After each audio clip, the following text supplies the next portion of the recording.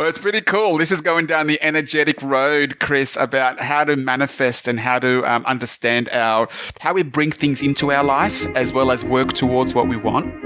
And now, Aye, I'm the captain now. coming to you from the K2 Studios in San Diego, California. This sounds great. You sound amazing. I always sound amazing. It's the world famous Everybody's hitting off like BFFs. Kris and Kristine Show. Hey, what's happening, everybody? How are you doing today? Thank you so much for listening. And I am Kris. And I'm Kristine, and welcome to episode 127 of the Kris and Kristine Show. Ah, fantastic. How you doing this week, baby? I am busy. How are you? Aren't we all busy these days? No, you kind of been sitting around. Well, aside from today, like half of the day, there was a good section of the day where I did do some stuff. Like go out to eat breakfast and go grocery shopping. And don't forget to get the truck washed and gassed up. Oh, you did? Yeah. So now we're broke officially. Thank you, California. I had to sell half the house to pay for the gas tank. You know, it's funny. I was watching, YouTube today on the old YouTube, and they had the Fox News segment going on talking about the inflation and the economy. Oh, fake news? Uh-huh. And they had your boy Dave Ramsey on the show. Your boy Dave Ramsey. And he was in there talking about... Envelope system. What? He talks about the envelope system. What's the envelope system? It's his budgeting system that he uses, but go ahead. No, it's called baby steps. Yeah, baby steps, but you use envelopes for your money. Go ahead. You do? Yes, go ahead. Never heard that one before. It's news to me. You heard it here first, by the way. Baby steps with... The baby steps system is with envelopes and writing every expenditure down, but go ahead. Anyways, they were saying that some person was complaining that they were at the gas station, that they actually had to quit their job because it cost more to fill their car up to go to work than they actually made by working. Well, I don't understand how that would work unless you were driving like all the way across the county for a minimum wage job. I could see that where you're driving like 30 or 40 miles each way and it's a kind of a low paying job. But I guess everything is getting expensive. Childcare, groceries. I wish inflation would go away. It will. You just got to Can we have deflation? Sure. It's like when you take the little pin and you pop the balloon and the air goes flying out. No, because if you put the pin in it, then it explodes. We don't want the balloon to pop. We want it to just be like untied and slowly leaking the air out, right? You know, speaking of like bursting bubbles and things of that sort, the economy for the housing market, everyone keeps saying that the housing housing burble is going to bust. And what does that mean? The housing bubble is going to bust? Well, the problem is, what happened in 2008, 2009 was that people were borrowing money that they didn't really have. They were getting approved for loans they really shouldn't have.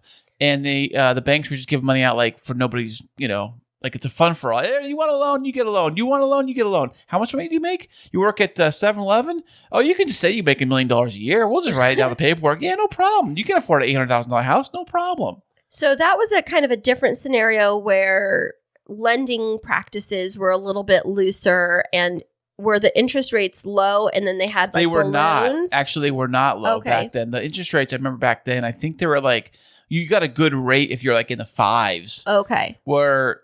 Well, up until recently, in the 3s seemed about the norm. Okay. Now they're like reaching back into the 5s. That's crazy. So you do a lot of research in terms of reading different articles and watching videos about like from different economists, like businessy kind of people. What is your prediction about what's going to happen over the next 24 months in the housing market?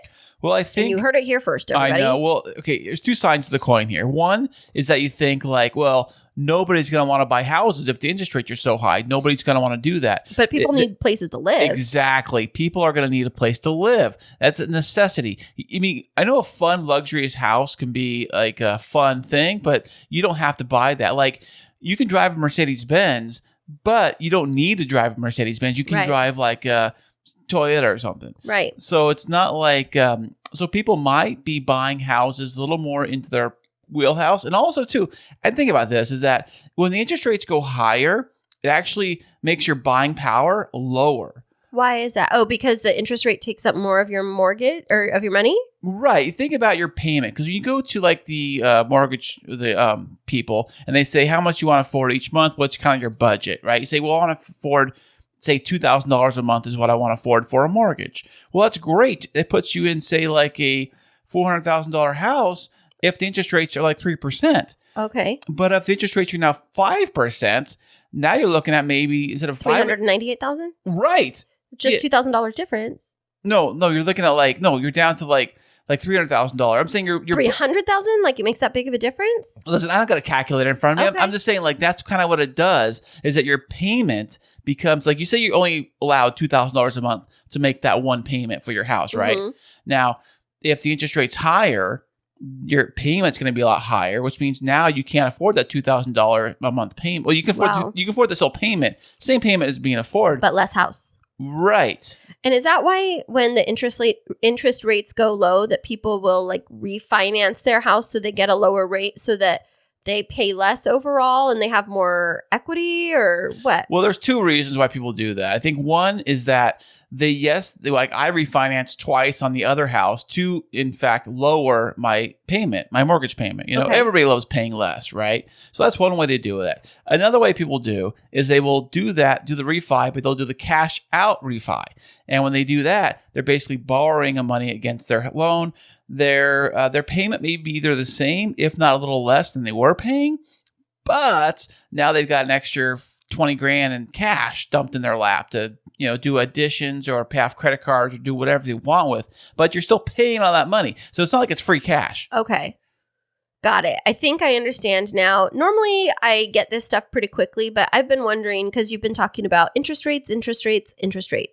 And all I know is it sounds like we bought our house at just the right time and we sold our other house at just the right time to where we could have, a decent rate, not a fantastic rate, but a decent rate getting into this house. I mean, the hope would have been that we could have refinanced for a lower rate after being here for a year or two, but who knows? I mean, the bottom line is that we bought at a good time. I'm really grateful for our house. I love our house. It's so cozy. And our interest rate isn't that bad. Right. I mean, it's actually, if you think about it, today's standards, it's spectacular. It's unheard of. You can't get our rate. Wow. That's awesome. Speaking of houses, our old house, I just looked up on Zillow because I get the alerts now and then. And it's funny, it has increased by another $100,000 from what we sold it at. That's crazy. What has our new house appreciated? I'm sure it has. I haven't looked at it recently. It's interesting that you're trying to look at the old house, that you're more interested in that one than the one that we own right now, you goofball. No, it's because I get the alerts. I get the alerts for this house. See, I get the alerts for the old house because when I bought the old house, I logged into Zillow and Realtor and all those accounts, and I logged in my house as the old house. Mm-hmm. So it still emails me like, hey, your home value is this or whatever, Yeah, maybe they're going to try and buy it from you. And newsflash, we don't own it anymore. Yeah, my old realtor mortgage guy, he has like his automatic email he sends me out about the old house. Like, your value is this, your payment is this, if you refinance to this. Kind of like that's how I got the refinancing done in the first place, because he sent me an email saying, hey, you can refinance for this and whatever. I'm like, oh, okay. That's a good deal. So I called the guy up, and that's when I refinanced, which took forever. Yeah, it did. Well, switching gears from talking about the housing market. Yeah, how was your week been, baby? Well, thank you for asking. I really appreciate that. So my week has been very, very busy between work and events and all those kinds of things. Last week, not this week, we just had. The one before, I had 2 weddings. I did not have any weddings this week that we just ended, but I've had a lot of client meetings. And this week that we just started, because today is Sunday, I actually have 2 weddings and a work event that I'm running back to back. So I have at the same time. I have a wedding on Thursday. I have a work event, a women's leadership event that I'm hosting on Friday, and a wedding on Saturday. And it is a very busy time. And I am going to have help, thankfully, this week. And guess who it is? Is it me? Am I on the list? No, you're not. I'm sorry. You didn't make it onto the list this time. My best friend, Kira, is flying in She hasn't been here at our new house. And I haven't had her in California since The our wedding. Right. Yeah. I mean, I went out there to visit her not that long ago because I had a meeting with my clients out there. But she wanted to give it a shot at seeing what it's like to be my assistant coordinator. And so she's jumping into the deep end of the pool, and she's going to assist me on not 1, not 2, but 3 events back to back. So you're having your intern, Kira, coming out to here to work with you. Assistant, not intern. She's paid assistant. Okay. I like the term intern better, though. But intern gives it as if it's like that she's not getting paid. She's coming in as... Well, it's like an apprentice situation. I just think it's kind of the same thing. Well, she's coming in as an assistant, yeah. Right, yeah. But I'm very excited to have her because I think that it's just so much fun to have her here and to have her here at our house, and then to be able to do the events together and spend time together, and her to be part of my world, and she gets to come to my work event, which is all about women in leadership, and I'm really excited about that. And so I have that to look forward to, but I had 2 client meetings on Friday back to back. And then I drove up on Friday night to Camarillo, where I woke up early on Saturday morning.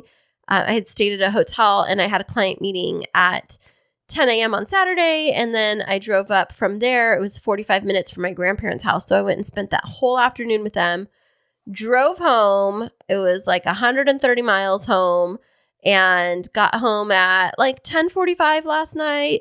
Got a little bit of sleep last night, woke up this morning, had to get ready, and then I just got back to the house after 5 hours of client meetings for a final details meeting with one of my clients getting married in May. Whoa. I know. All of that. All Wow. of that. It's been busy. And so I'm looking forward to, well, I was going to say to a little bit of a low-key week, but it's not a low-key week. It's a high-key week this week. You know what? You should start investing in something a little stronger than regular coffee, maybe. You know, keep it going. What are you trying to get me hooked on here? I do not approve. Oh, well, maybe the Red Bulls. No. Natural energy and natural happiness and joy is what fuels my life. It does. You know, when you are super happy about something, it does get you excited about and get you motivated to actually do something. You know, when I sit down and do some podcasting, I get excited about it. You know? My word. Podcasting. Podcast. Well, thank you. Well, it's your wedding stuff too. When you get excited about it, actually, you're getting paid to do your wedding stuff. I wish I was getting paid podcasting. Hey, all the media companies, hey, we're hooking you guys up. So, but your wedding stuff, it's this weekend, and Kira's going to be here helping you out. So has she ever done any kind of wedding stuff before? She's done events and things like that in the past, but I would say that this is kind of the first time for her to jump into this. But she's been assisting me from a distance, like as a virtual assistant, where she's reaching out. Oh, like Siri? No. Like she's reaching out to clients for me. She's sending some emails. She's doing some follow-up work, helping me find some different vendors for different weddings that are kind of hard to find. And so, yeah, she's going to jump in, and it's going to be fantastic. And fantastic. Yeah, I'm excited. It's kind of exciting when your friends kind of like jump in and, help you out doing what you do, and you do things so well, you know? Thank you. And hopefully sometime soon, the next day or so, we should get the quote on the construction bid for our Kristine Smith Design office building. Yes. Your building. I love how you just said ours. Thank you so much. It is ours. I mean, it's only going to be used by me. However, you can, say that it's yours too if you would really like to. Just don't try and put any equipment in there because I had to cut you. What? No, I'm just teasing you. But Tuesday, the electrician comes out to do all of the work to bring the power out to that area, and we're just waiting on our contractor to get us the final quote so that we can start with purchasing all of the supplies and everything. And they say once they get going, it only takes them 2 weeks. So I have a huge... Isn't that funny? That's like a running line in the joke in the movie The Money Pit. They said, how long is it going to take? 2 weeks. 2 weeks. You got the whole house is like in shambles. They got like holes in the walls, and the walls are knocked down. 2 weeks. Oh, gee, thanks. Well, I think that the one thing that will take us a little bit of time is once we get all of the specifications, I have to get online and order the specialized air conditioning unit and the little, it's called CoolBot that goes with it. And yeah, it's like a little robot that has a fan that waves up and down. It's a CoolBot, right? Oh my god! Hello, I'm your CoolBot. I'm here to serve you. No. Would you like grapes, Miss Kristine? What is your problem? No, I'm your CoolBot. Oh my goodness. You're my cool husband. I know, huh? Or you're my hot hubby. Oh, so maybe you're my hot bot. Yeah, definitely. Hey, speaking of hot, also the weather was like rainy and cold. You're such and a squirrel today. All of a sudden, it flipped into this hot, like summer weather. Well, what it was happened? hot, and then it got cold and rainy, and now it's hot again. So, yeah, it's definitely going back and forth. But on that note, I'm excited to hopefully have my floral cooler built soon because I have some big weddings coming up, and I definitely need that cooling unit in place because it's going to get hot here in El Cajon soon. Hey, I was questioning about that, about the actual cooler thing. How many flowers can you keep in there, and how long will they last? I think we're going to have to test that out. So it's going to be 6 feet by 8 feet, and it all depends on how I use the space. Like if I just put buckets on the ground, it's not going to be as much space as if I have like shelving units in there. But 6 by 8 is a decent amount of space. So you are going to have shelving units? Well, like the ones that I'm going to order off of Amazon that are on like rollers. And so it's like the restaurant ones that you see like restaurant supplies on. Oh, so you can put like buckets of flowers on one section and a bucket of flower on the top of it. So you can have like two, because that's what you really want to do is have two sections of or three. Yeah. Some of those things have like 3 shelves on them. And so we'll just have to do some research and, find something that's going to work in a kind of moisture rich environment so it doesn't get all rusty and nasty and that kind of stuff because wood wouldn't really work. And so what do they use in the regular coolers? What do they have? They have the metal shelving that I was talking about that you can get from Amazon. I don't know. I have a bunch of stuff saved. Home Depot has got a bunch of metal shelving. Well, I have a bunch of ideas saved on Instagram because I follow a bunch of other florists and they've been doing some like tours of their cooler so I can see how they have it set up because you definitely want to use your space effectively. Right, because you had 6 by 8 and you had no shelves at all. Everything would be on the floor and you'd be like, this is all I got. This is my space here. Exactly. But for your situation with flowers, you really need to keep them in containers and buckets. So you need to have water and that kind of stuff, I'm assuming. So at what temperature does that cooler have to be, by the way? 40 degrees. 40 degrees. So that's Fahrenheit for us in America here. And that's what would be a regular refrigerator? I think that's kept like, I don't know, like 30s maybe, because I know, well, freezing is 32. So that's what a regular freezer is at? I think, well, no, a regular freezer has to be colder than that. Has to be colder than 32. Okay, yeah. Because it has to keep things ice cold, not just like frozen. But I think that, I don't know, I'll have to figure that out. We'll have to Google that, figure what temperature is ideal for flowers to keep them at. Yes, there's a whole science to it. And so, in terms of storage inside of the cooler, there's some different options. I can get some like small 4-foot or 6-foot like folding tables that we can stick in there just to kind of get things going. So I can have like 2 different levels, but I'm going to have to get some of that like rolling shelving or something in there because as I start to make the floral arrangements, I'll have the buckets down lower on the ground and then have to have some racks for the actual floral arrangements to go on too. Right. Yeah, definitely. To figure out all that. It's going to be totally enclosed, no light getting in there at all. Like no windows or nothing, right? Just a lamp or something. Right. There'll just be like an overhead light fixture. But definitely no outside light because anytime you have like windows and things like that, it's an opportunity for heat to come in and cold to escape. UV rays. You got to think about it. It's like an ice chest, like a big giant ice box in or a refrigerator or a freezer, and there's no windows on those. Once you get those really fancy ones, you see those fancy refrigerators? They've got like the window on them. Yeah, like the ones from like the grocery store where you can like, see stuff inside of it. Right, which always are fogged up. I go to the grocery store today and look at the ice cream aisle. If you had the ice cream door open too long and you close it, it's like all fogged up. Right. So people keep them open so they can see what they want to buy, which I did not buy any ice cream today. What? I know. There wasn't any on sale that I liked. And the kids were like, nah, whatever. So I'm like, okay, kids, then whatever it is. I guess I'm going to get ice cream today. Well, thank you for asking about my week, but what's been happening with your week this week? Well, I released another episode of Podtastic Audio. And you did a great job with it, by the way. I listened to it. Oh, thank you. That means so much to me, baby. It really does. Aww. I put a lot of hard work and thought into that episode. It was the most recent episode of Podtastic Audio. I believe it's episode 50 something. Yeah, 57 or something. I know. I was looking at the number and I couldn't believe that you have that many episodes of that podcast. I know. It doesn't take me long to really make the episode. I make them pretty quickly. It's whatever is popped up in my head at the time I'm kind of thinking about. I just started recently taking notes down, like maybe a month or two ago in my iPhone. If I think of something really cool or relative to what I'm going to talk about, I'll jot down a little note down in my notes feature in my phone. Oh, that's awesome. Yeah. So if I'm coming back to do an episode for that week, I'm like, what am I going to talk about? I'll whip out the phone.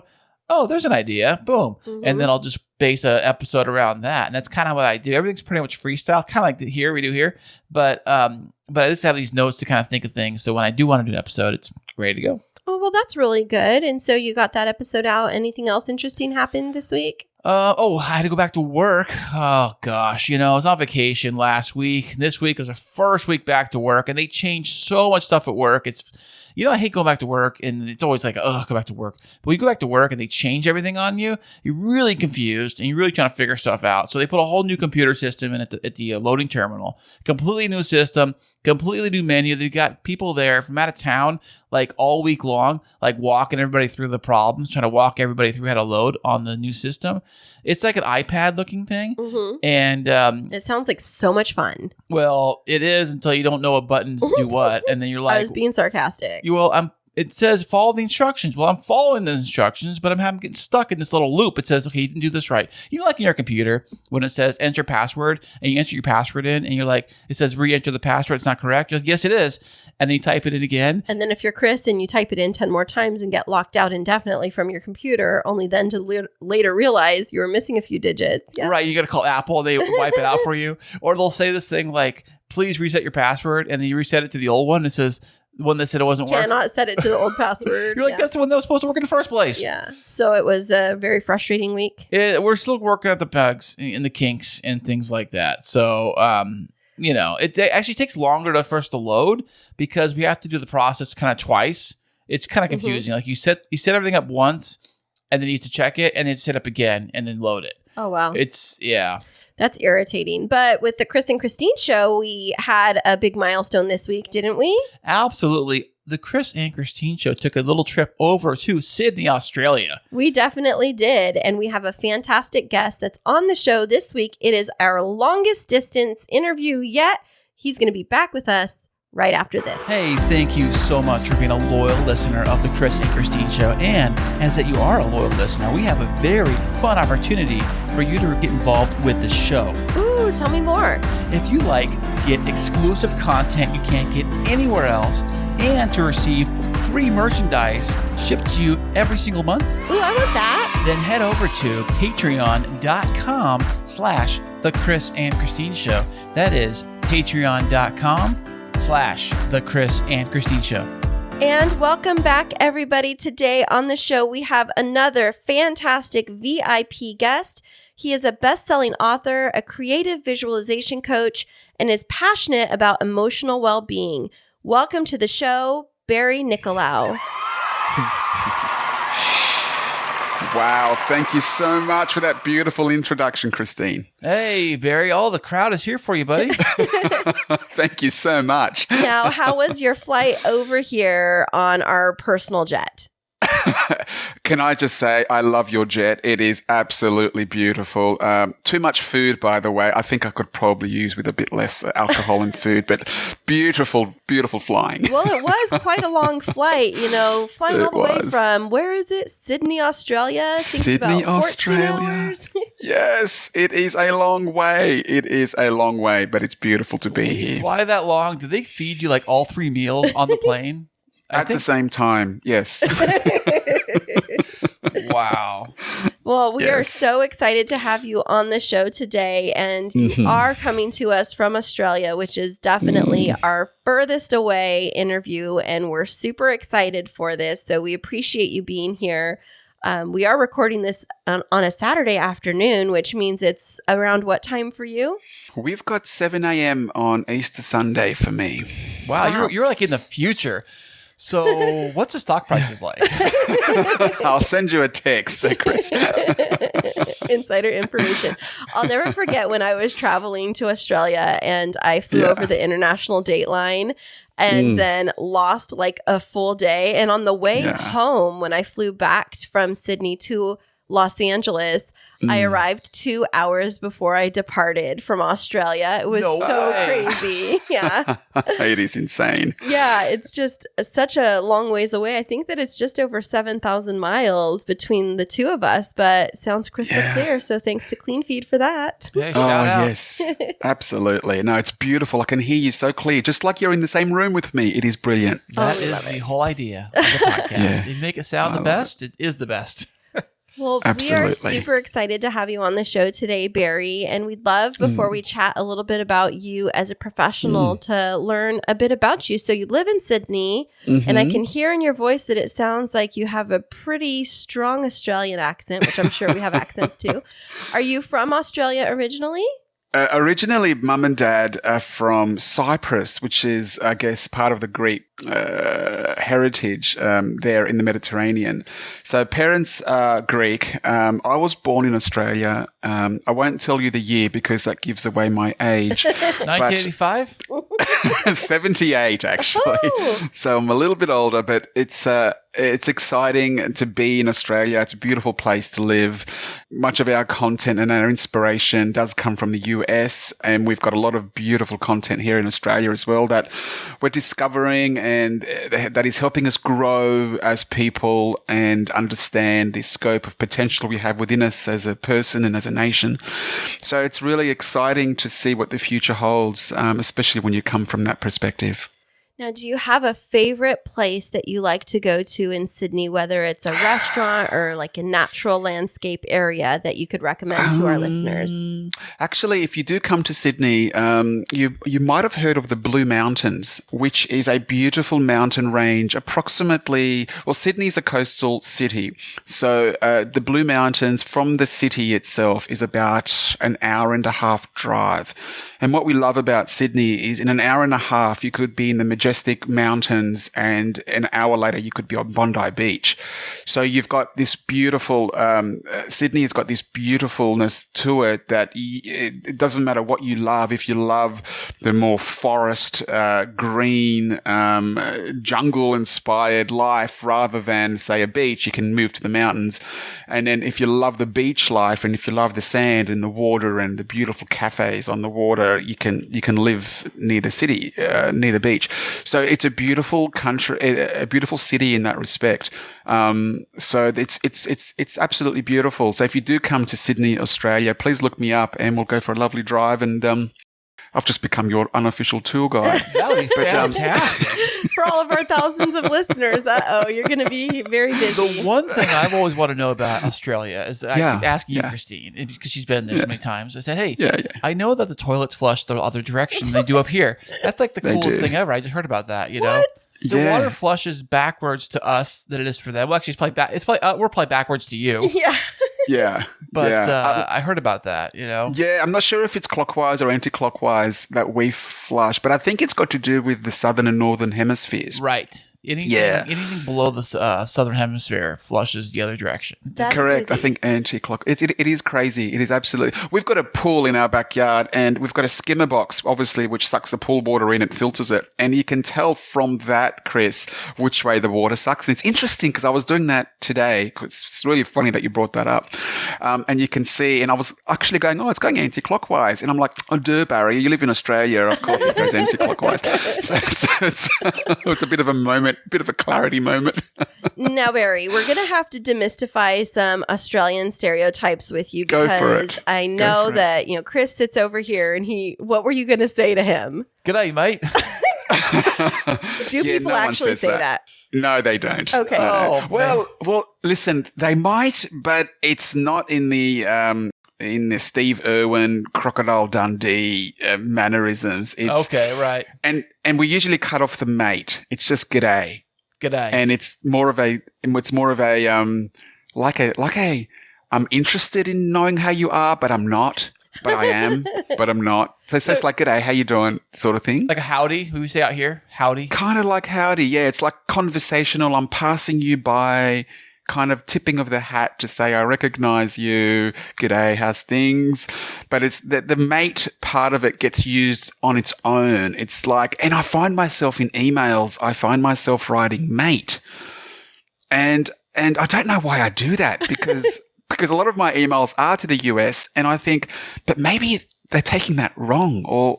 So I've just gotten past that now, and I just say, well, this is who I am, and if it's taken wrong, then it's not meant that way. I have a friend that's from the UK, and he texts me back with "Cheers, mate" at the end of the message. So I guess it's maybe, I don't know. Maybe we should start using that, Kris. I don't know. I don't know if I can call you mate. Oh, you're right. Well, I am your housemate. But okay, other questions that we have. Again, demystifying Australian stereotypes. Go for it. Do you have a pet kangaroo or a pet koala? No, they are all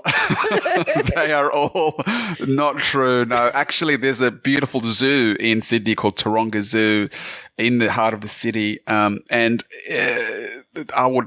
I don't know any friends and family that go there. You do go there if you've got small children and you want to introduce them to animals that they only see in books. But we don't have pet koalas. No, Sydney's got close to 5 million people, so we're a big city in Australia, but we're probably a tiny city for places in Europe and in the US. But no, we don't have. We've got a little dog. Nice. She's a Cocker Spaniel, and she's 15 years old. She's lost her hearing. But she can see perfectly fine. But she's getting older in years now. But that's about the animals that we have in our house. Well, so, yeah. We appreciate you demystifying that for our guests because, no problem. Whenever you're in the United States, I find that so many people, like we have a lot of different cultures here within our country, which keeps a lot of people from traveling to actually explore other areas and demystify I'm one stereotypes. of them, I think, actually. Well, the thing is, I think Australia too. Isn't Australia? Don't you guys have like almost every type of climate in Australia you can find in the continent? We do. We have a lot. Actually, if you do go to the Blue Mountains, there's a place that you'll pass on the way called Springwood. And Springwood is in the Guinness Book of Records for the best climate in the world. Really? It's like 23 degrees all year round. That's amazing. So, so it's pretty wild, actually. So it's really unbelievable. And when you say 23 degrees, you're speaking Celsius, correct? Celsius, of course. Yes, it is Celsius. So many different things about our cultures. I don't even know why the United States doesn't really use the metric system and always defaults to Fahrenheit. It's like when you do something wrong originally, like so long ago. And you just have to stick with it. Right. It's exactly what it is. Can't be wrong. Too late now. We can't fix it now. It's like when you're going on a long road trip, right? And you forgot that one piece of luggage and you're like halfway there and it's like, 10 hours into your trip. Like, well, I ain't going back for it. It's actually interesting when we watch US movies, which is most of our movies here. When cars are doing 60 miles an hour, we think, God, that's slow. Right. But then when Yeah, 60 kilometers an hour is like, I don't know, about 30 miles an hour or 40 miles an hour. So it's like 60 miles an hour. That's really slow, like really. But then you convert it and you think, oh, that's about 100 kilometers an hour. Okay, that's our highway speed over here. So, okay, now I understand. So it gets really surreal in that sense. Now, the thing that I think I would like is that when you weigh yourself, it's in kilograms versus pounds. And so we do, yes. I could be like small in kilograms and be like, yes, I lost so much weight. And you're all looking at the number like, girl, go on a diet. What's funny, Barry, you said about the speed is that a company I worked for had a packaging, like a small box van truck or a semi truck, I think it was, but the speedometer was in kilometers? Kilometers, yeah. So I was driving it down the road. And I'm like, I'm speeding. Oh, wow. So I looked at it, I'm like, what's that KMH stand for? Yeah, that's right. Yeah. No, it's all good. And the new cars today have that variant where you can push a button, I think, and convert it from miles to kilometers per hour. Hey. Yeah. So you can just do whatever it is. So if you can just press a button and all of a sudden you're not doing 100 kilometers, you're doing 60 miles an hour. So it's pretty insane. Now, one thing that I did want to ask you about, Barry, is in America, we have fish and chips. And when I was in Australia before, we had chicken and chips. And I learned there that French fries aren't always called French fries. They're called chips. Is that correct? Correct. Yeah. So just chips. We just call them hot chips. Absolutely. So French fries is a very formal term. If we go to McDonald's or if we go to the local takeaway shop that has burgers and what have you, we ask for a large, small, or medium chips. We don't actually ask for French fries. It's assumed that if you want chips, that you want French fries. So, hey Barry, I got a really important question. I just thought about this. We have a San Diego fair here in town every summer when outside of COVID, when COVID's not here, and they have all kinds of food vendors. And one of the most popular food vendors they have is called the Australian beer batter potatoes. Do you guys have those? The Australian, we just have beer battered potatoes. We don't have the Australian ones. Well, obviously, I guess we call local ones, really. Of course. I'm just being facetious. I'm so sorry, Kris. Yeah, absolutely. We love our potatoes here, and it's really interesting, right? Because Australia, in essence, is a multicultural society. So if you look back a couple of hundred years ago, we were getting a lot of there was the English migrants that were coming, and Australia was a penal colony. So it was it was a massive jail if you think about it in that sense. And over the 70s and 80s and 90s, obviously there was this huge intake of migration from all over Europe, from the US, from New Zealand, from Asia, that came to Australia and that started a life here. And you get a lot of Greeks, Italians, Middle Eastern nationalities that all wanted to leave their hometown for whatever reason. And Australia was saying, well, no, come here and make a life for yourself. So here in Australia, we've got so many different nationalities, and funny enough, working under a democratic government where we have to have a lot of tolerance because there are different, what's the word I'm looking for? Behaviors from different nationalities that people bring home from their homelands. So over here, we've got quite a large tolerance of respecting people's beliefs, religious beliefs, traditional beliefs, and just being open to people practicing what they truly loved.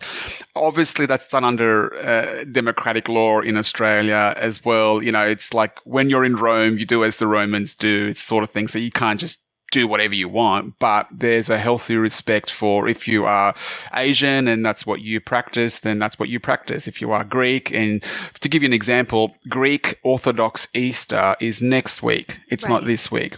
So we celebrate the following week according to the old Orthodox calendar. And it's interesting. We've got a day off at work. I've got a day off at work. I've taken a day just to say I'm celebrating this specific Easter break because I've grown up that way. I respect it. I respect the tradition. And it's interesting, a lot of the churches, the Greek churches in Australia as well, like there's a church about 5 kilometers from me. And, it's very much down that road. Like you go to church at midnight mass and there's literally like 1,000 people at midnight celebrating the 3 days where, Christ was dead and then Christ rose. So we have this tradition and we're all there at midnight. And at the stroke of midnight, there is a candle inside the church that gets lit. And then that candle passes around from person to person to person, and everyone outside the church has this candle that's lit. And the candle signifies the spreading of the news of that Christ has risen. Oh, that's really neat. Yeah, it's really cool. So it's like it comes from the church. It comes from, and if you look at like 2,000 years ago and how Easter actually came about and how we respect the traditions today, it's like one person told the other person, no, his body's not in the tomb anymore. He has risen. And we signify that in this candle burning scenario where one person lights a candle from the middle of the church, from the holy candle, and then everyone just lights from that one candle. And all of a sudden, within 10 minutes, 1,000 people have their candles lit. Oh, fantastic. So it's really, really cool. It's really cool in that instance. So, so it's, I guess, getting back to it, Australia has all these nationalities and all these, traditions that are converging into one big multicultural society.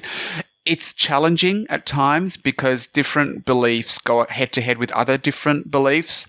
So I think globally and nationally here in Australia, the big word is tolerance. and accepting people for how they've been brought up and what their true beliefs are. And I think when arrogance kicks into play, I think that's when you start to have problems. But so far, we're a society that functions really, really well, respecting different people's traditions and religions and being at a state of peace and love with most of it.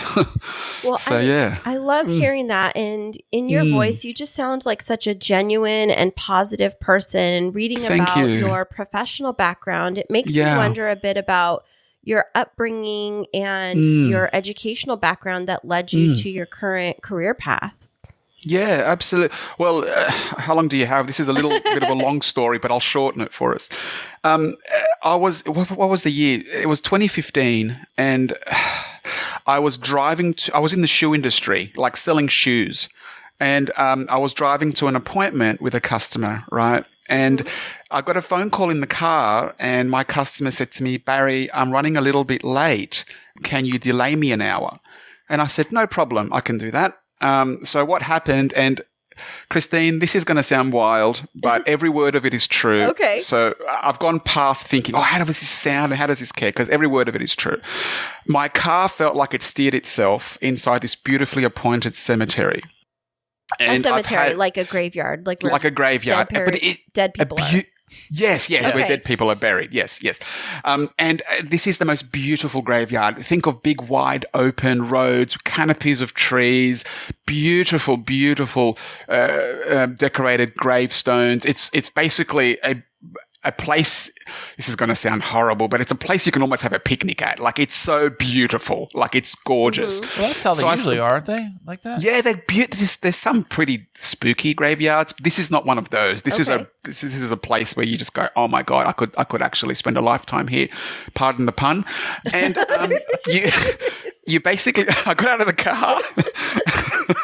That was pretty and funny. I started walking amongst these graves. And you start doing the maths and this person was this old when they died and this person was this old when they died. And I leant up against my car. I closed my eyes for a minute and I had 3 words bombard me on a soul level. It wasn't as in the dialogue we are speaking about today. You can hear me, I can hear you, and there's this clean feed going on. It felt like that it was given to me on another level. And it scared the bejesus out of me because I didn't quite understand what that meant. So those 3 words were live your life. Oh, that's and good. I thought, if you're going to tell me something, give me the lottery numbers. Give me something I can really live my life, make some money. And I went home that night not thinking much of it. And then I woke up at 3 a.m. And the word your was glowing in my mind, as if live your life. Don't try and live a life based on what someone else wants for you. Be specific about what lights you up. And from that, the next morning, I got up at 5 a.m. and I just started furiously writing. It wasn't intended to be a book. It was just a brain dump of what lit me up and what I was passionate about and what inspired me. And it was nothing to do with shoes. It was everything to do with the potential within us, about how most of us don't really tap into it and wondering why we don't tap into it. That leads you down a path of fear and not wanting to make mistakes, blah, blah, blah. So I just started writing. About a year later, I had a manuscript. And I thought, this looks like a book, but this is not going to get published. I have no idea who's in the publishing industry. Even if I did, it's a struggle to find someone to take you seriously as a first-time author. And then I get this random Facebook message, guys, that said, we publish books. If you have a manuscript, we'd love to hear from you. And I'm like, that's so bizarre. What? Like, are you like, and I've learned to appreciate when you go down a certain path in life, and this has happened for me and it might happen for you and your listeners as well. Once you go down a path that is intended for you to live, a purpose-filled path, the green lights come quickly and often.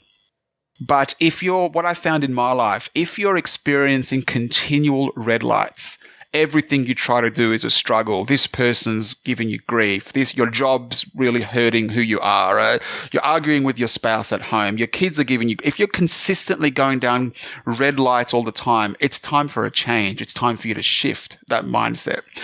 And after I got that message on Facebook, I met up with this publisher in Sydney, and he said, Barry, I love your manuscript. Let's find a way to get you number one on Amazon. Ooh. So that turned into a campaign, and we hit number one on Amazon, I believe, in 6 countries and 19 categories on the site. Fantastic, and that's led to, it's exciting, Kris. It's truly exciting. It's something that I've had an appreciation for. The epiphany at the graveyard was something that has led me down a path of understanding energy, understanding people's perspectives, but being true to you regardless of all of that. Like being honest with your decisions and not really caring too much about other people's opinions on your decisions. Now, Barry, Yeah. do you think that you were a positive person going into this so that it was easier to buy into the live your life vision that came to you, or did you struggle with cynicism? I definitely had a struggle element in it. Generally, it's interesting. It's a really good question, Kristine, because biologically, my mum and my dad fled Cyprus because there was a war in 1974 that the Turkish actually invaded Cyprus and took half the island. And my grandparents said to my mum and dad, you better flee, go to Australia, go to another country. It was either Canada or Australia. And my mum and dad came to Australia. And there's this fear-based mindset that got passed down biologically to my brother and I. And and this is the thing that I've really tried to hone in on as I've gone down this specific path, is the fear that we've got passed on to us biologically doesn't necessarily have to become the fear that we take on for the rest of our lives. You can change your biology in that instance. You can look at scenarios in the world where people are living the life that you think to yourself, well, if they've done it and they've got their fears, then there's really nothing stopping me apart from my own thoughts and my own beliefs and my own fears. So yes, I did have that mindset that got passed on from mum, which was be careful of starting a business, be careful of trusting people, be careful of true love if they're real or if they're not real, or be careful of investing your money there, and there's this kind of general fear-based mindset of just be careful. And then you ask yourself, is that a way to live life? Is that a way? We've only got these 70, 80, 90 years, if we're lucky, of this beautiful existence. And I don't know, but I came to that epiphany at the graveyard, which was, do I want to live the next 3 or 4 decades of my life based on that mindset? And will that have regret for me when I'm 85 and in my bed and having all my loved ones around me going, Barry, it's been great, you know? And yes, it would lead to regret if I was having that mindset all the way. So I just started to change and shift my mindset gradually. The epiphany at the graveyard was my pushover moment. It was my moment where the universe said, you're ready. Now I need you to go down this path, which was the book or whatever it is. And that's when it happened. And I feel, Kristine, when people are at the precipice of making a choice, there are subtle hints. And if you don't listen to those hints, it taps you on the shoulder a bit louder and a bit louder and a bit louder. And all of a sudden you get this moment of clarity, which enables you to make a decision based on your inner truths, your inner convictions. And you're not necessarily making decisions anymore based on what everyone else thinks you should do. You're making decisions based on what's real and true for you, and you're not necessarily giving a lot of credo or weight to other people's opinions. Hey, you're just Barry, saying, yeah. What do you say? You said something about your 4 ways you can achieve your desires, and something about an apple pie in the mix. What's up with that? Well, it's pretty cool. This is going down the energetic road, Kris, about how to manifest and how to understand how we bring things into our life as well as work towards what we want. So we use at my talks in Sydney, I'm speaking in about 3 weeks' time at our biggest wellbeing expo here in Sydney. And we talk about this apple pie scenario, which is what are the 4 ways you can get what you want in life? And we use an apple pie as a really innocuous little example, right? So let's just say you want an apple pie. And you were like, okay, how can I get an apple pie? The first way to get an apple pie is you go and buy it. Really simple, right? You go to the shop, you go, here's $5. They give you the best apple pie you've ever tasted. You say, yes, I'm satisfied. The second way to get an apple pie is if we're catching up for a coffee, the 3 of us, and Kris turns around and says to me, you know what, Barry, I'd really love an apple pie right now. There's a bakery next door. Do you mind if you go and buy me one? Here's some money. So then I'll say to Kris, no problem. I'll take your money and I'll go and get you the best apple pie you've ever tasted. So then I go and buy it for Kris and I'll bring it back for Kris. And Kris goes, oh my God, I have had the best apple pie. Barry, what did you put in this pie? So that is the second way. So someone goes and gets it for you, right? And that's like a business having employees, and the employees do the work as well as you do the work. So you've got people working on behalf of you. So other people are actually helping you grow. So that's the second way to get an apple pie. Someone goes and gets it. The third way to get an apple pie is if the 3 of us are catching up and someone walks in the front door and they say, excuse me, everyone, we just have a small announcement to make. We sell apple pies and we've got a truck outside. And then Kris looks at me like, oh my God, Barry, I was just craving this apple pie. And they've walked in the door. That's alignment. That's manifestation. That's getting to a scenario where you have the apple pie on your mind and it shows up for you. That's the third way. And we have you had the scenario of thinking about a person and then they phone? Yes. Or, I'm just thinking about something and all of a sudden it comes into your experience. Yes. It happens a lot on like social media, but I think they're just tracking us with that. I think, yeah. So take the social media scenario out of the equation. Just suspend that for a few minutes. Let's just talk about life. Is there a scenario where you've gone, well, that's a bit of a coincidence, or that's a bit of a, and those scenarios for me happen so often, it is ridiculous. So I just give a small prayer of thanks now. And I just said, I've noticed it. There's this feeling inside of me that I've become very, very attuned with. So for me, it's getting to a scenario where the apple pie can come to you. Your business can work, but it's up to you to align yourself without resistance to that idea of whatever that is. Now, the fourth way to get the apple pie, I believe human beings are going in this direction, but we're not there yet, which is instant manifestation, which is you put your hand in front of you, you think about an apple pie, and it manifests in your hand with a cherry on top. I do it all the time at the casino. I'm like, I'll have to come with you next time. It doesn't quite work, though, very well, but I try. No, it doesn't. No, I was wondering, Barry, because Kris and I have talked about this before, and I will tell him, oh, I'm manifesting that in my life. And he's made comments about, well, I manifest things or I try to manifest things, but all that comes back to me is like bad stuff. And then we have this conversation around like negativity. I tend to be a pretty positive person and try to align myself with that. And Kris is giving me the eyes right now because I've been a little bit grumpy this week. But he does say that he has, tried to have good things in his life, but it seems like only bad things come. So for the people that are in that mindset of, I don't understand why continuously negative things happen to me in my life when I'm just trying to get good things to happen. What would you say to that person? This is going to be a very long answer. I'm going to try and shorten it though. First of all, I've got a PDF that I'd love to send you for free if you're open to it, which is about attracting law of attraction possibilities. If you're open to it, and if you're open to the PDF, I'll send it. It's only a 1-pager. If you'd like to spread it to your listeners, please do. It's all for free.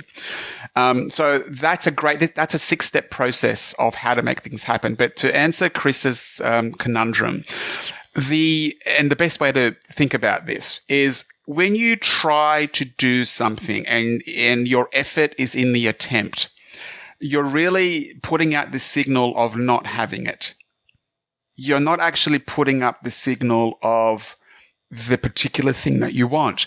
So let's just use an innocuous example. Let's just say let's just say, and I've had this happen to me last week with one of my clients.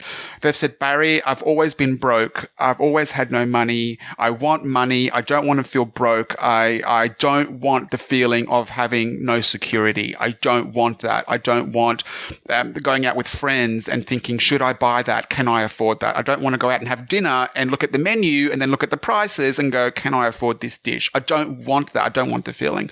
And they went on for about half an hour about what they don't want.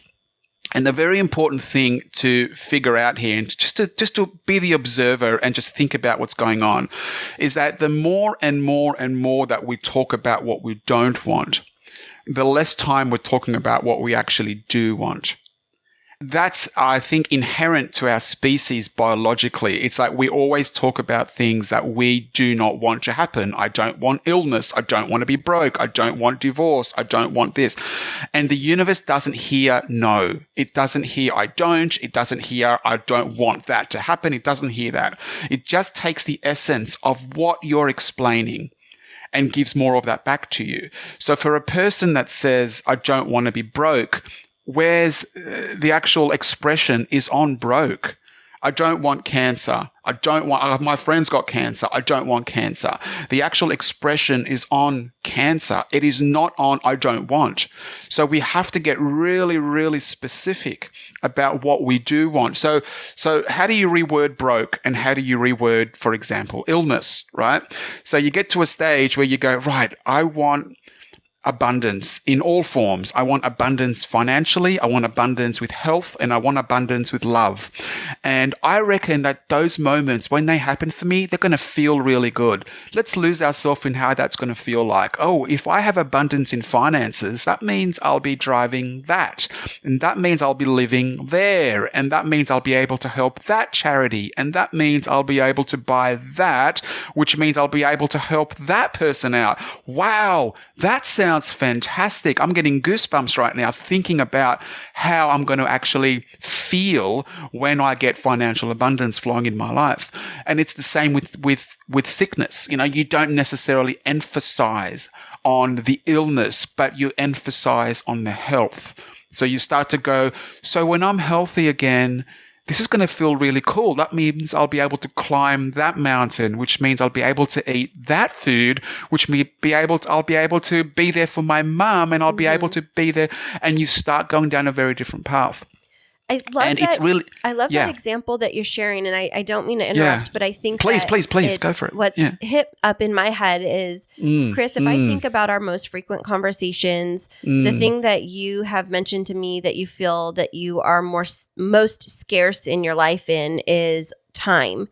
And feeling like you've said it multiple times, and this isn't a negative. I'm just trying to figure out how we can work together on this. You talk about there's never enough time, there's not enough time, or I'm always fighting against the clock. And one of the things that I've said to you is, like, what if you just took a breath and you realize, like, you have time. It's just about how we spend it and trying to stay really positive about it. But it seems like it's always something that you feel like you're fighting up against. So, well, it's because I'm always trying to do more and more. I'm always trying to do more and present more. But you always feel like you don't have enough. So I guess from what I'm asking, Barry, is from your perspective, together, how could we work to make it feel that time isn't, even though we know that there's a finite amount of time and it seems like we're fighting against the clock, how can we flip it so that we can maintain more positivity and stretch our, I don't know if it's our effectiveness or stretch our productivity? Well, it's a really good question, and I'm really happy you've brought it up, because the time scenario is actually a current conversation with my wife and myself. Lana, my wife, sounds a lot like Kris. Okay. Lana piles on so much. She's a lawyer by trade. She's a very, very good contract lawyer who works for one of Australia's biggest health companies in that sense. And Lana is very methodical about how much she can fit in. And if she has fit in something, she goes to the next level. Oh, okay. And all of a sudden, we've got too much burden on our shoulders, and we end up being not just time poor, but we end up being very stressed with one another because we feel that we're having the same argument over and over again. And we had this conversation last night, so it's really, really fitting that we're talking about it today. So my conversation with Lana last night went along the lines of, is there enough time for us to do what we want to do? And then the answer to that is, well, yes, we think that there is. And then we go down that road of asking ourselves, do we think we take on too much in the name of progress? Do we take on too much? And Lana looked at me and she says, well, sometimes I do, but all these things need to get done, Barry. All these things need to happen. Yeah, deadlines, Barry. Deadlines. Oh my gosh. Deadlines. It's like we're married to the same person, opposite gender. Right. It's surreal. And I got to a stage where, and letting you into my little personal circle here, I got to a stage and I said to Lana, if we keep running at this heat level, at this, an engine can only run so long if it's at full speed. Right. The easier you go on your car engine, the longer it'll last, right? So you think to yourself, this is a marathon. This is not a sprint.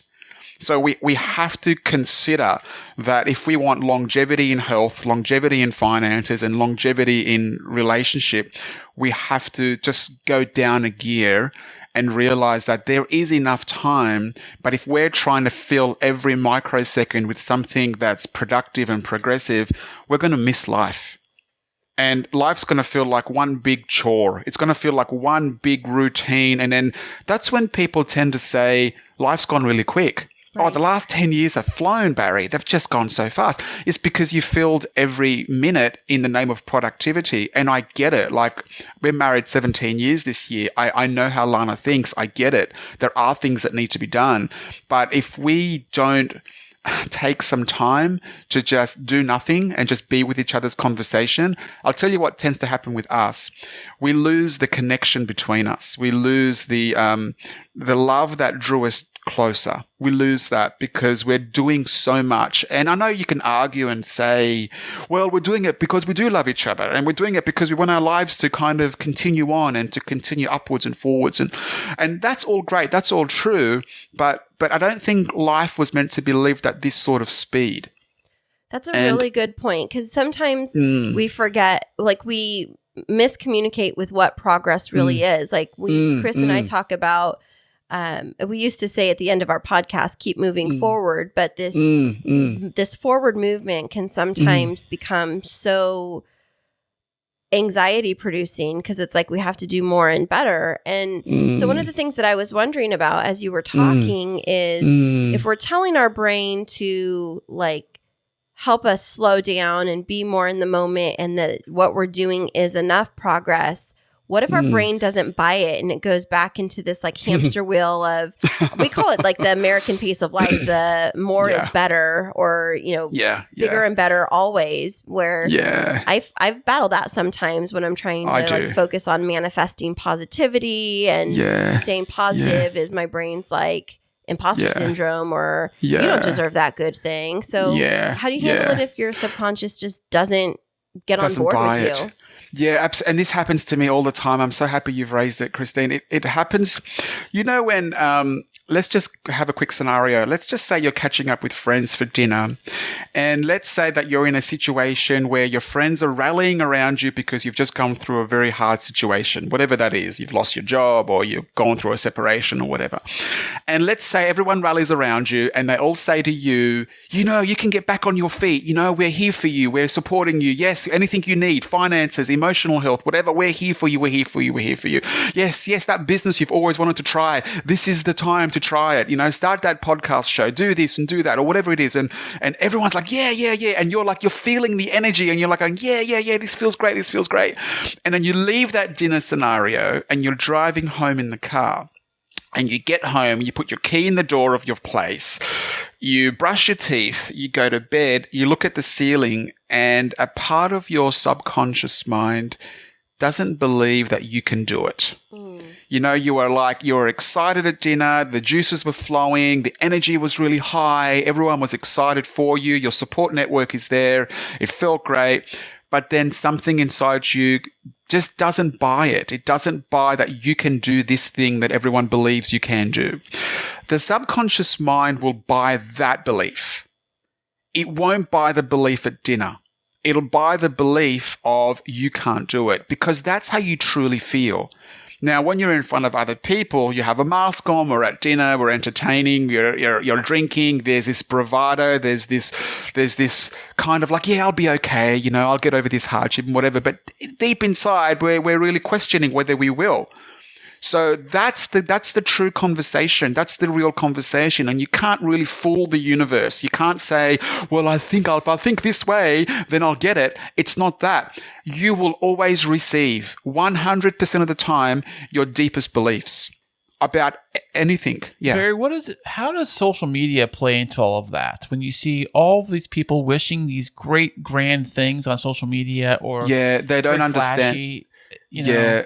They don't understand material possessions ends up being a part of how we view our success and how we view our self-worth in life. But it is not the core founding principle of your self-worth. It is not having, $1 million in the bank that you can access, or whatever it is, or you can access, you're driving this, or you live there. And then you look at people that have that. Like Jim Carrey is a great example. Like he gets to a stage in his life where he's like, I have enough. Right. I want to go in the wilderness and draw on a canvas, and I feel at tune with God. I feel in tune with nature. I feel in tune with my spirituality. I feel in tune with who I actually was born to be. I'm done with all that acting stuff. And he got to a level where he's actually being honest about it, and he's appreciating who he is.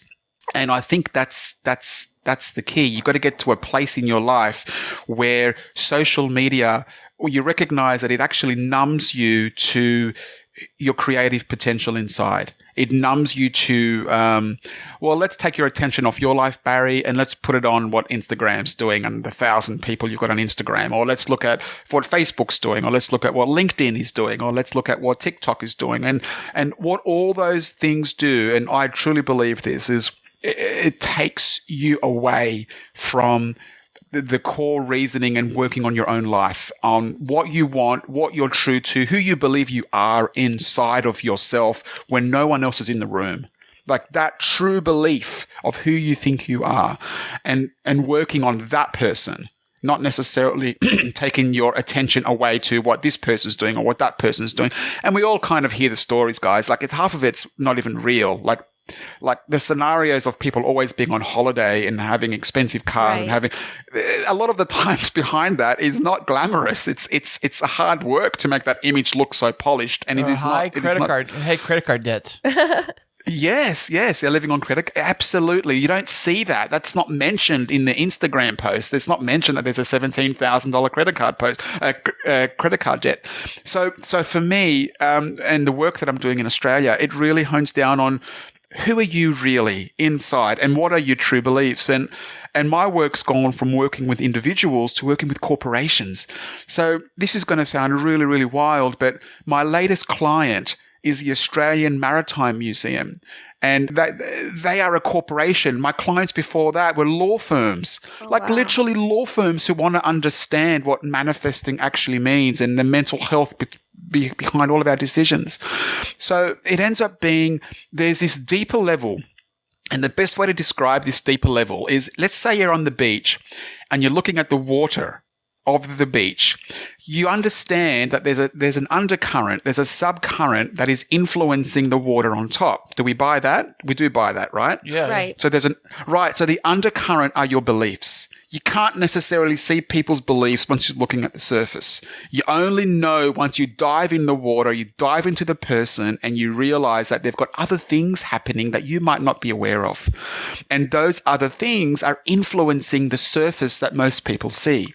So for me, I get enthralled, I get passionate about what's going on in the undercurrent, in underneath that ocean, because that influences what's going on top. So what we're seeing now, I believe, is we're seeing a world, apart from the war in Europe, or apart from COVID-19, or apart from all the negativeness that we see, I see a world that is much more in tune with the undercurrent than with the surface. And if we live our lives in that way, and social media, by the way, is the surface. people have become so used to looking at the surface, it becomes habitual. It becomes something that we do by habit. And if we have these habits that we're always doing and we don't remember doing anything else, then we'll stay with our habits, and we don't really feel like changing our habits because it's hard work. It's something that we have to work on to change a habit. So for me, sitting back and going, okay, what are my habits? What are the unhealthy habits? What are the healthy habits? What do I want to do with my life? How do I feel most alive? And aligning all that tapestry up with my next right move. What does that next move look like in that direction? That's what it means to hopping on a podcast with Kris and Kristine. What it mean? You know what I mean? Like, how does that look like? And then I make that move rather than letting social media or friends or family dictate what that means for them, for me. Does that make sense? Yeah. Now, where I get confused, though, is when I'm looking at social media and through this concept of manifestation or manifesting, I get confused between I'm trying to articulate this correctly. So in the United States, we refer to this like the Pollyanna mentality, like the person that's always. I think you always refer I refer to it, but I'm saying like it's because Pollyanna is a U.S. movie. I've never seen it, by the way. But always being positive, almost to the point of being naive, and where that is different from manifesting, because walking around all day and being positive and almost like as if nothing bad in the world can happen. It's like, oh, I stubbed my toe. That felt good. Hooray for me. Hooray, I broke 5 bones. Yes. Let's go to the hospital. Major surgery?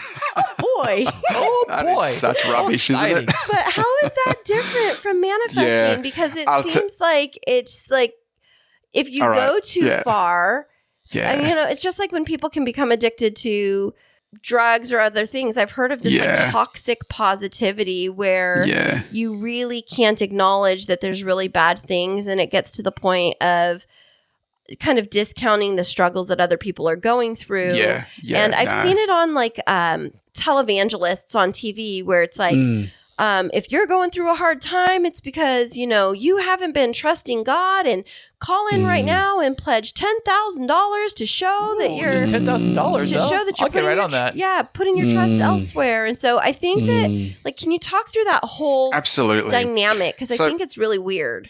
It is weird. And can I just say, I think there is a sensationalist idea of manifesting that makes a lot of money for a lot of people.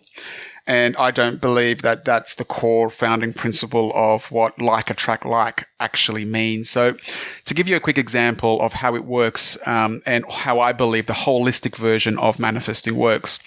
I got mentioned in the Oprah magazine, I believe it was 3 years ago, and it was this specific story that got picked up, which I'll tell you about now. So essentially, this is how manifesting, this was my first experience with understanding manifesting. And from that, everything in my life has taken the same road. So I got, we have a Jeep, a car, which we took for a service around the corner from us. So we love our car. We keep it under warranty. We service it. So we took it to the Jeep dealership down the road from us. And the guy behind the counter said to me, Barry, this is a major service.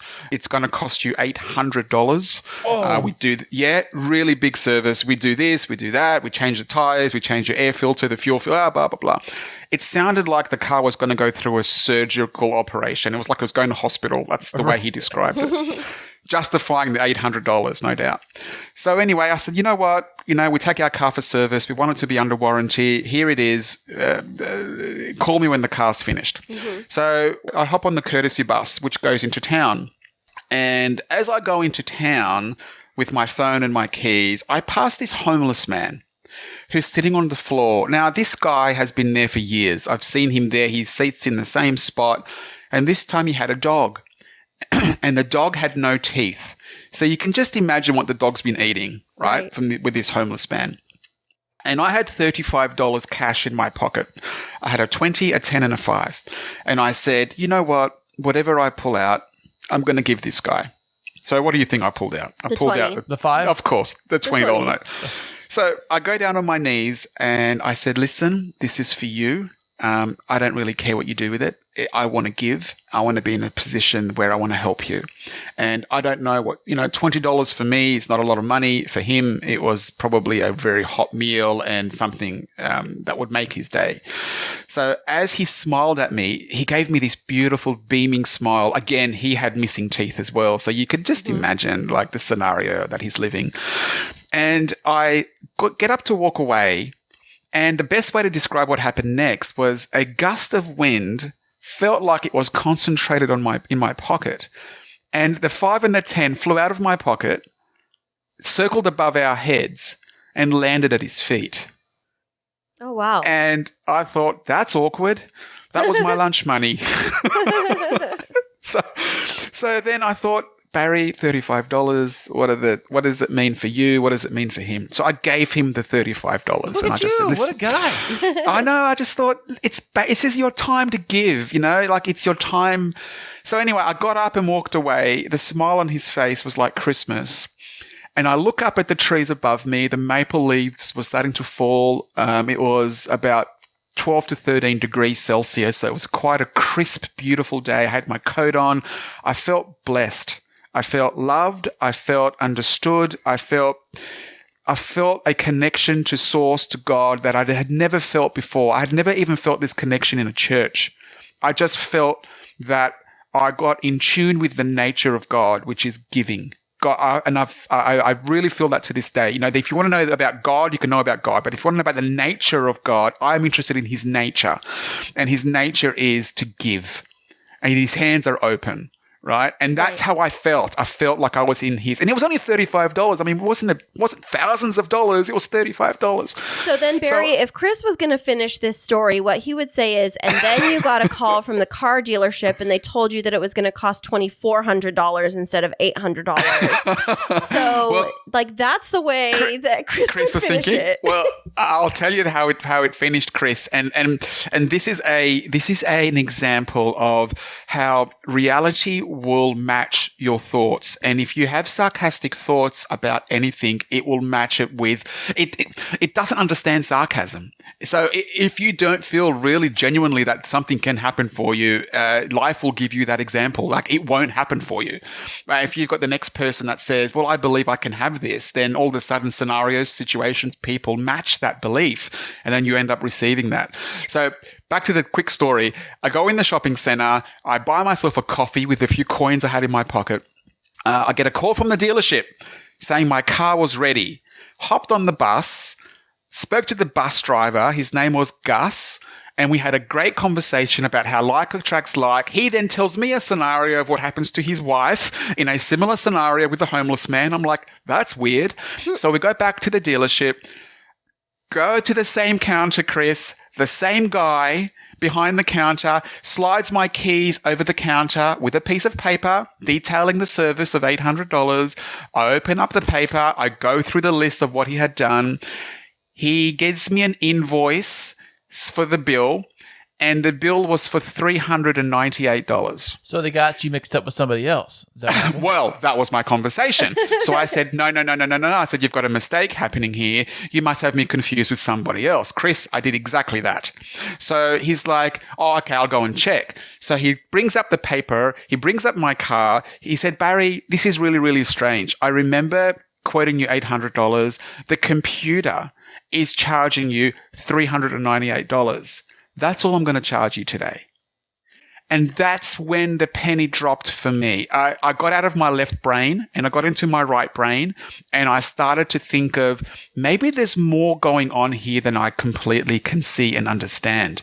And when you're in that mindset, when you're in the mindset of maybe I don't know everything, maybe there's something that I'm still yet, maybe humanity is at a stage where it's just about to grasp something, and I'm living in yesterday. I'm living in the way that I've always thought things. So for me, it ended up being a conversation of, am I open to this? Right. And if I'm open to it, then the next move in that arena happens, and then I've got a bit more understanding. But if I'm closed to it, or if I'm sarcastically, and I was this way, I was like, oh, that's crap. That's not true. That's just woo-woo science. It's fluff. It's not real. And then you start researching Einstein, and you start researching Einstein's teacher, Max Planck, and you start seeing what they used to say about energy and understanding thought. And then you start going, holy crap, there's actually science to support this. Where have I been? And you start going down that road, and all of a sudden, just like learning a trade, you don't learn a trade by learning the most complicated task. You learn a trade by learning the most basic task and then climbing the ladder to the most complicated task. It's the same thing with this. So you start to get little understandings of how something works, and then you start to think, holy crap, well, if that's true, then I wonder what happens if I do that. And I wonder what happens if I go there. And I wonder what happens if I think about this. All of a sudden, your knowingness, your skill set opens to something more complicated. And this is where I was at the graveyard. I got open to something, and I just said to myself, okay, I'm not going to be arrogant. I'm not going to be ignorant. I'm just going to see where this goes. I'm just going to be open to it. That's all I am. I'm not a believer. I'm just open. And all of a sudden, when you're open, then divine source or manifestation has a way of communicating with you. But if you're closed-minded to it, either two things are happening. Either you're ignorant to it or you're arrogant to it. And I found myself being a bit of both. I felt myself going, it's all crap. All my friends don't believe in it. My family thinks it's nothing, and I'm not going to believe in it. Or are you the person to say, I'm not saying I believe in it, but I am going to want to know more about it just for my own information, just for my own knowledge, so I'm not totally arrogant or ignorant to it. And all of a sudden, when you start going down that path, little nuggets of wisdom begin to show, and you go, wow, I never thought I'd be in a position where I'd have to really think about that, because I was so far down the other path that I wouldn't even have paid attention to this before if you asked me. So all of a sudden, then things start opening up. And for me, that's exactly how it happened. Like that story of the car being serviced got me mentioned in the Oprah magazine because there were after stories on true manifestation. And that is the key, guys. That is the crux of what we're speaking about. It is when you're in value to people, when you're of value to people, if you can consistently be of service and consistently be of value and help people as much as you can get through their obstacles, or try and offer them recommendations, or try to just be there for people if they need you, or reach out to people that you haven't spoken to in a few years, like be there for humanity as much as possible. That's when the universe responds. And it says the same thing to you. It says, how may I serve you? What do you want to happen? What are your fondest? You want more time? Here's a way to get more time. I'll let you hire a person. I'll increase your income, which means that you can hire a person, which means that you guys have got more time together. Is that a way for you to have, you know what? And that's the road you go down. That's the exciting stuff you go down, because I am sick and tired of I'm sick and tired of feeling negative. I'm sick and tired of always having the one conversation about how life sucks and how life is hurtful, or that life is negative, or people are killing each other. And I'm sick of that, because there is so much more love to speak about. But it's the moment that we stay quiet and we stop speaking about that the darkness or the negative has more power. Now, Kris, so for you me, just started laughing when he was saying my life sucks. What was it that came up for you? Because usually I always say that all the time. You say, okay, now, are you going to get upset if I share this? Maybe I don't care. Come on now, you know. No, don't share it. I don't want to get Kris upset. He's not upset. That's why I ask permission first. But when he gets really upset, what is your number one phrase that you say? Oh, what do you say? Blank my life. What do you say? F my life? F my life. F my life. And I'm like, honey, don't send that into the universe. And I was like, you have great things in your life. You have a family that loves you. You have a beautiful, we just bought our dream home in October, and it's like, oh, congrats. Thank you. And we've had a lot of positive things. Our podcast is flourishing. Chris's second podcast is flourishing. My business is flourishing. We've been given a lot of opportunities. Yeah. And when we go back into that, I hate my life mentality, I feel like it's just like basically saying to, the world, to the universe, like, I do not appreciate all that's been given to me so far. How can I be trusted with more? You're spot on.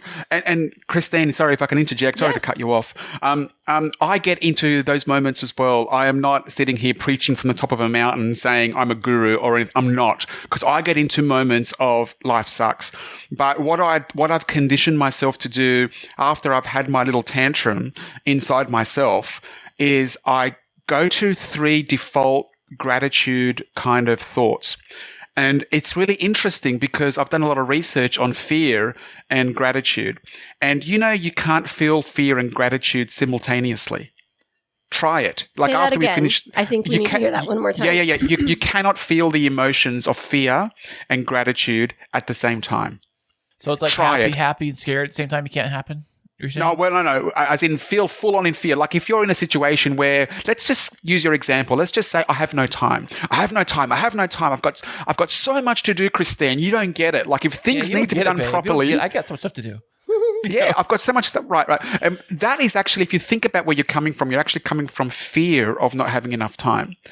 How can you be in a situation where you're grateful for the beautiful home you purchased in October when you're in that I don't have enough time? If you look at the undercurrent, again, getting back to the water, the undercurrent, the surface might say no time. The undercurrent is fear. The fear of no time. So you think to yourself, I don't want that feeling anymore. Life is abundant we've got time. We have got time. When people on their deathbeds, they have no time. Right. Like we've got time. So it's just about reorienting our time. So for me, when I get into my life sucks, I go, holy crap, like I've got a roof over my head. We live in a beautiful part of Sydney, very beautiful part of Sydney. And I look at people and I go, are there people in the world that don't have a roof above their heads? Absolutely. Look at the 4.5 million refugees that have left Ukraine right now. They don't have a roof above their heads, right? Have I got some money in the bank? Yeah, I've got a little bit of money in the bank, enough to keep my family and to invest a bit and do this and that. Yeah, are there people in the world that don't have enough money in the bank? Yeah, there are. So, okay, I'm grateful for that. What about health? What about other people? Do I know people that aren't well? And I would say, yeah, I actually do know right now someone that's going through breast cancer, right? So I think, my wife is healthy. Like, oh my God, thank you so much for Lana being healthy. There are people at our age that do have illness in their body as part of getting older. And we're not in that camp. So God, thank you so much. I'm in that sense of gratitude. When I start really getting deep into those feelings of thank you for the money, thank you for the opportunities, thank you for the house, and thank you for the health, I then go, well, those things that I was worried about, no time, that's actually nonsense. I actually have the time if I want to make it. It's just that I probably put too much on my plate. So what are the C priorities? My A priorities, my B priorities, I have to do those things. But what are the C priorities? The C priorities are A, B, and C, and D. Okay, I could probably leave those to next week.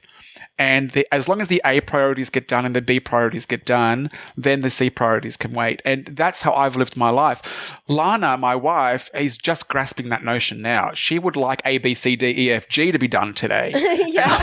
I'm like, holy crap! Like we're not meant to operate at that level. And if we do, I'm letting you know, stress will cause illness in the body. So we've got to just be really careful here, because there's no point getting to our ideal life or where we're comfortable for then stress to raise its head and then let it manifest in the body as some sort of horrible illness that we'll have to get through.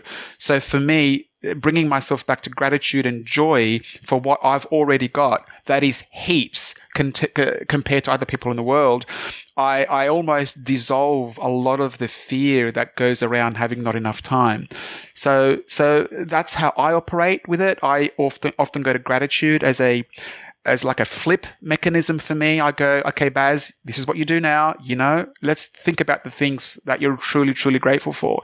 So the way I do that is I have a gratitude journal, and I write every night about the things that went really well that day, and about the things of the challenges that I had that day as well. Like, I'm grateful for the challenges in one respect because they're helping me grow. Right. Like, how else do I learn if I don't go through these obstacles that I hate or these obstacles that cause me pain? There's no other way to live life as opposed to living and learning and growing by going through the hard times. Right, yeah. That's where we're going through right now. It's that people are ignoring and they're circumvening the hard times because they want to get to the good stuff. Right. But what they don't realize is that the current challenge you've got on your plate right now, Kris, Kristine, myself, whoever is listening, the current challenge that we've got on our plates that we're really struggling with is a tailored learning lesson for us individually. Now, whether we fight that lesson and we say, I hate the lesson, I don't want the lesson, you don't understand, my situation is unique, I've got this going on and that going on. Yes, you can think you know, but you don't. Whether you fight it from that respect or whether you go, okay, this has been presented to me, I'm frustrated, I'm angry, life sucks, I've got good stuff going on. Is there a secret undercurrent lesson that's trying to be applied that I'm fighting or resisting? And I guarantee you guys, there is always a tailored lesson for us all to learn. It's just, do we let our ego get in the way and say, no, that's wrong, bugger it, I'm in the right, I'm not gonna accept that? Or do we go with humility and go, okay, I'm getting it. And as soon as you transcend that lesson, I promise you, you're going to be enlightened for it. You're going to say to yourself, well, the next lesson that comes up, you're going to know what to do. You're going to be in a situation where you go, okay, yep, this is like the last time. I'm going to try and understand what the lesson is here for me. I'm not going to announce it to the world. I'm just going to go through my own paces and try and understand it. And when you do that, you are thinking like God thinks. You are thinking like divine thinks. You are getting to the level where you're going, okay, I'm accepting of my current situation. What is it here to teach me? And I know all of us talk a big game about lessons and teaching, but hardly any of us actually do the math and do the work. So for me, it's understanding that if the next move makes itself known to me, that I take that next move with humility and love, even if it's painful or even if it's joyful, I take that next move. And the way that the universe works, guys, and I honestly, this is a truism. Everything brings you back to a deeper understanding of love. Everything. Definitely. Everything. See, we all get to the same mountain peak. If we're all climbing a mountain together, we all arrive at the same peak. Some of us take the scenic route. Like we just circle the bottom of the mountain a few times just to make sure that it is a mountain. And then some of us are taking a more direct route to the peak. But we all arrive at the same peak. The peak is an unconditional understanding of what love actually means, which goes back to the nature of God. His nature, his way, his understanding of how human beings need to understand these deeper lessons with humility and love and then teach it to each other so we can all grow in a deeper understanding of love and manifesting and whatever it is you want to accomplish. And speaking of teaching, you have done so much to enlighten and educate us, but I would love it if you could share with our listeners where they can find out more about your book. And then I believe you have some classes that you teach that our listeners can subscribe to. Absolutely. And can I just first say, I apologize if I've rambled. I'm you're passionate good. about you're it. All good. But please, if you'd like to, corporate customers can go to my website. It's just barrynicolaou.com, BarryNicolaou.com. On that website as well is my book, which is called The 11 Master Secrets to Business Success and Personal Fulfillment. And that has become an e-course. So the course that we teach in that book ends up being a 60-page blueprint on you, your likes, your dislikes, your toxic people, your joyful people, people that are in your life. So you end up having a manifesting journal on who you are as a person and the desires that you want for your life. So the e-course is doing really, really well. Fantastic. So yeah, that's it. And then there's a second book in the works that should be out at Christmas, and it's exciting to be speaking about getting into a beautiful state of love and understanding. Because honestly, guys, the world needs us to be speaking about it more and more. Definitely. So, yeah. Any last words of wisdom for our listeners as we wrap it up here today, Barry? Absolutely. Just identify the next right move.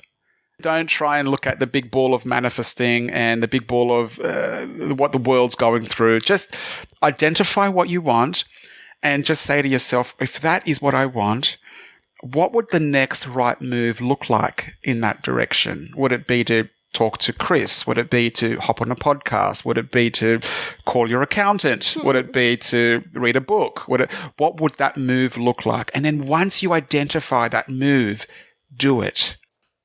Make that move. Nice. Absolutely. Well said, Barry. Well, I think we just Thank settled you. on the title of your next book, The Next Right Move. Sponsored by Kris and Kristine. Well, Barry, thank you so much for joining us today, Thank especially you. on an early morning for you. We Thank appreciate you. your time, your talents, and your expertise. We know that it's definitely added value to the lives of our listeners, and we Thank look you. forward to hearing of more great things that you're doing in so Australia much. and across the world. And thank you so much. Thanks, Barry. Thank you so much for having me. Thank you. Hey there, K2 crew. We love having you as our loyal listeners. To keep up to date with what's happening behind the scenes, check us out on social media. Yeah, you can find us on Instagram and Twitter. And don't forget to follow our Facebook page. Yeah, tag us in your favorite fun stories, and guess what? You might just end up on the show. You know, Barry was so fantastic for coming on the show today. I really, really appreciate calling all the way over to Australia. I know, it was so much fun, and I just loved talking about ahead of time before the interview even started what everybody got to hear, talking about my favorite things about Australia with him. You're talking about your Pavlova? Pavlova. That's the one, yes. But the one thing I did not ask him about was if he likes Vegemite. Now, Vegemite is this spread that many Australians use on like bread.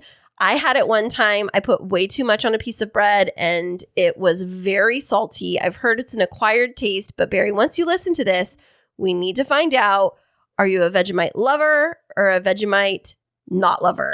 What does it look like, and how do you use It kind of looks like really like Nutella with like salt or sand mixed into it. It has like With sand mixed into well, it. yeah, it has like a gritty texture to it. Oh, And so, interesting. How would you serve it? like I just said, like on toast, you put like a very thin layer. I've heard that some people put it on their sandwiches, almost like in lieu of a mayonnaise or with a mayonnaise, but they would like put it on their bread first. And so it's definitely a very unique to Australia thing. And so you either love it or you hate it, or you acquire the taste for it. It's not something that I would like to have more than the one bite that I had, but I think I sampled it incorrectly. So, Oh, right. yes. So, It's supposed to go on- Barry, it's supposed are to go you a on toast. Vegemiter Yeah, Vegemiter. or a Vegemite? It sounds like something you'd sprinkle in your garden, like making things grow better. No. But, you know, it does come like in a little container, kind of like the Nutella. If too. your tomatoes aren't growing very well, just sprinkle some Vegemite on it. No. It'd be good. There was this other thing in Australia that I tried that I really liked, and it was called Milo. And it's a drink. It comes in like a green can. It's almost like it's like a powdered, kind of like a chocolate milky kind of drink. But yeah, it's definitely, there's some very unique things to Australia. And I love the culture so much. I love the people. I love the country. I love everything about it. And so it was just very nice to have Barry on the show. You know, Australia, I was kind of wondering about that. You know, Australia actually, if you look at it on the globe, is pretty close to Antarctica. What? It is. It's like really close. It's like I wonder if there's cruises that go from Australia to Antarctica for like day trips and stuff. Day trips? No, heck no. It's not that close. When Well, you look at it on the globe. I saw it on the globe. It's down the bottom there. Yeah. So if you say like, oh, well, it's only 5 inches apart on the globe, that's probably like thousands of miles, Kris. And Like, no, that's not a day trip. a day trip, no, thousands of miles. I mean, you're such a goofball. No, but what is close to Australia is Tasmania and New Zealand. New Zealand's even lower than Australia. So New Zealand is what I'm thinking of. New Zealand, they would have like a cruise ship that went from there to Antarctica for like a day trip. Because they're so close. Yeah. No, you're such a flat earther. What a trip. No, flat earthers would be like, they fall right off. Antarctica is like the edge of the world. It's a wall there. So what are you doing? I'm looking it up now. I'm looking to see how far is New Zealand from, what were you asking? Antarctica. Distance. Okay, you keep talking and I'm going to find this. So, you know, I was in Vegas maybe like 10 years ago, BK before Kristine, and I was at this club and there was a big group of like a tour group bus of these people from Australia. There's girls, maybe some guys too, mostly girls I was running into, you know me in the clubs. So, but they were all from New Zealand and from Australia, and they're doing this whole tour across America, do this whole tour, and they happen to be in Vegas during that weekend or week or whatever it was. And it was so funny because they were all talking with their accents, of course, and everything from Australia and stuff. And I was asking them a good time, and they are, you know, it was fun. They were gambling. I met one girl, we were playing roulette on the roulette table. You know me, I like playing some roulette. And so we were playing roulette together. She was telling me about her flight leaves in the morning. And I'm like, gosh, how long is that flight? You know, it was like 20 something hours. So what'd you look up, babe? Okay. So you are right that New Zealand. Wait. Stop right there. What? You are right that New Zealand is the closest country technically to Antarctica. And I guess technically, if you wanted to fly and do a day trip out of it, you could. I don't know if there's that many frequent trips flying between the South Pole and New Zealand, but guess how many hours it would take you to travel there by plane? Just one way? One way. Now, is it just to the edge tip of Antarctica or to the north? Distance from Antarctica to New Zealand. Or to the pole itself? No, just distance. I don't know, 100 miles? Dear, my darling. Yeah? It is 3,100 miles or almost 5,000 kilometers. Or as Kris would say it, kilometers. Yes. And it's an 8-hour, 9-minute flight from New Zealand to Antarctica. Now, is that to the actual South Pole, like dead center, or is they talking to the tip? Because the tips are pretty close. Like They are not that close. It says 3,100 miles is the closest. Yeah. So the total straight line distance between New Zealand and Antarctica is 6,360 kilometers and 244 meters. So it is a long way away. It is not close. And you cannot do. Well, how far is it from our house? Oh, gosh. You know what? We're live radio right here. We're not going to be looking at how far it is from our house, Kris. I want to take a day trip to Antarctica. You may go. Do you think I should? Penguins. Think I overdressed? I went to Antarctica. Like, what? Think I'd be overdressed for Antarctica? Maybe like it's cold down there. Wear a tuxedo and you'll fit right in. Penguins. Huh? That's why they call it a penguin suit, right? I heard penguins. This is true or not? Do penguins actually mate for life? I think it depends on the kind. I know that emperor penguins supposedly do, but I do not know specifically about the other breeds of the penguins. But I do know the other creature on the world or on the earth that does mate for life, and that's lobsters. And that are lobsters in Australia and are lobsters in Antarctica? Are they too cold for that? Probably. I don't know, because if you think about it, it's really cold off of the coast of Maine, and like Maine lobster is super famous. It's not Antarctica cold, I'm sure. I don't know. But I mean, Maine is close to, well, not super close, but it's like kind of direct access to, isn't it like Iceland or Greenland or all of the above? You're thinking of North Pole. That's the other side. Other side of the world, baby. You know, I'm world knowledge. Maine, I said Maine. Yeah, Maine is over there by the North Pole. I'm talking about the South Pole here. I know, but I was saying that Maine is close to Iceland and Greenland, and so you would think that the waters are pretty cold going up into that area of the Atlantic. Also, where do they film like that whole Deadliest Catch show? That's off of Alaska and the Bering Strait, right between Alaska and Russia. Right, so that's got to be cold. Hey, speaking of which, how far is it from Russia to Alaska? Like that's gonna be real close, well, right? Yeah, I mean they're reasonably close. I'll look that up in just a minute, but historically it was said that there used to be a land archipelago or like an inlet kind of thing, a peninsula that used to connect the two, but with the waters rising and all of the different like earthquakes and things like that went away. But if you are on like the furthest tip of Alaska, it's rumored that you can see Russia. So let's take a peek. You keep talking. You know, funny. I remember seeing this meme on Instagram or something. This is during the whole Russian war thing happening, which is, I guess, still kind of going on with the Ukraine thing. And someone's saying like, I don't care about Russia. They're so far away. And then I showed a picture of Alaska and Russia. It said how close they are. The map, it was like they're side by side. Yeah, 55 miles away. That's like the distance from here to like Escondido. If even that. Yeah, it's saying that the tip of like the actual mainland part of Alaska, because there's like little islandy types of things that are in the Bering Sea between Russia and Alaska. And that's a lot closer between Alaska and Russia. But from mainland Alaska to mainland Russia, it's 55 miles. It is very close together. Wow. Yes. Look at that. That's definitely a day trip to Russia. You know what I'm saying? Yeah. I wonder, do you think that there's a lot of like security in those waters to keep people? I mean, you think of all of the different like Coast Guard people and things like that. Do you think that they go out there and like keep from like Russian submarines coming into U.S. waters? Well, I'm sure they do. And also, you guys are to think, there's also somebody's a big deal in that close to that area. Who? Santa Claus.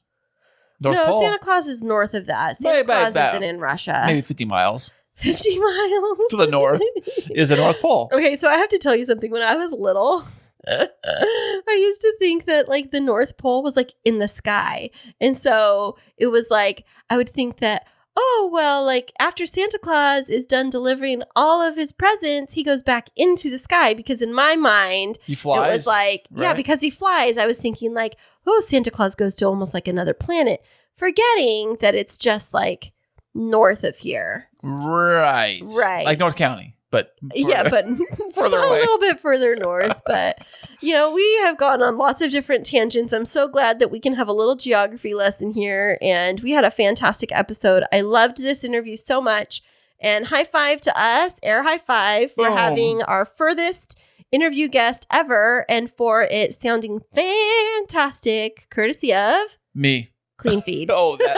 Clean too. You and Clean Feed. And so Right. thanks so much to Mark and Mark of Clean Feed for giving us great technology. This is not sponsored at all, but we do love the Clean Feed technology. And so if you're a podcaster or interested in getting into podcasting, look them up. That is correct, Mundo. And if you want to look us up, you always can go to the World Wide Web at KrisandKristineShow.com. And you can find us on social media. Definitely go to our website, though. Click on the little link that says leave us a voicemail. We love receiving all of those little voicemails. And you never know, you might just end up on the show. And until next time. We'll see you next week.